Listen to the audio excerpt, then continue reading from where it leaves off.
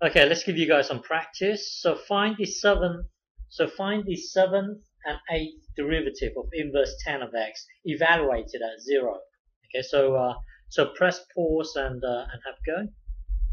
Okay, you could differentiate this 7 times. You could differentiate this 7 times, but it becomes very tedious because differentiate this once, that will then give you this, and then visualize this as this. So when you differentiate it again, the second derivative will give you this. Now, when you come to differentiate this again, it becomes very tedious because you've got to use the product rule there.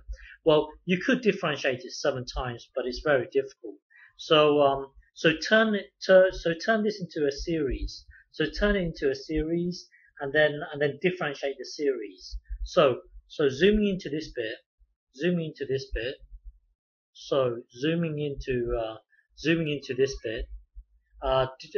Turn this into a series. So that would be this. So this thing here will be this. So when you get to this stage, visualize it like this. This thing here equals this thing here.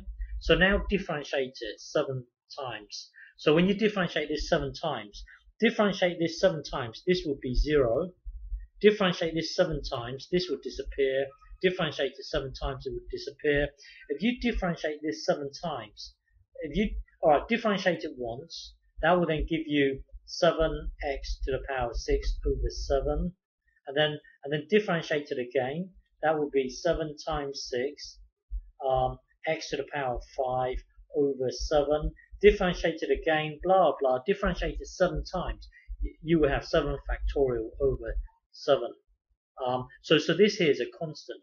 And then if you differentiate this 7 times, you will have something along the line of something over something, and then x to the power of 2. If you differentiate this 7 times, and then when you come to evaluate it,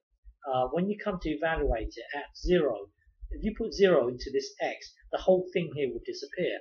So if you differentiate this whole thing 7 times, the only thing that's of interest is this block here. Differentiate this 7 times, it will give you this. It will give you 7 factorial over 7, which equals this. Okay, now differentiate it 8 times, because remember the question was find the 7th and the 8th derivative evaluated at 0. So going back to here,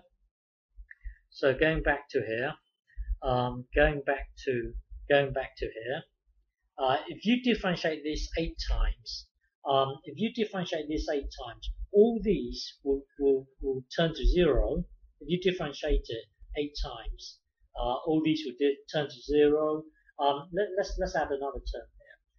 X to the power of 11 over 11, and then you plus dot dot dot. So if you differentiate this 8 times, you have something over x to the power of 1, and then over 9.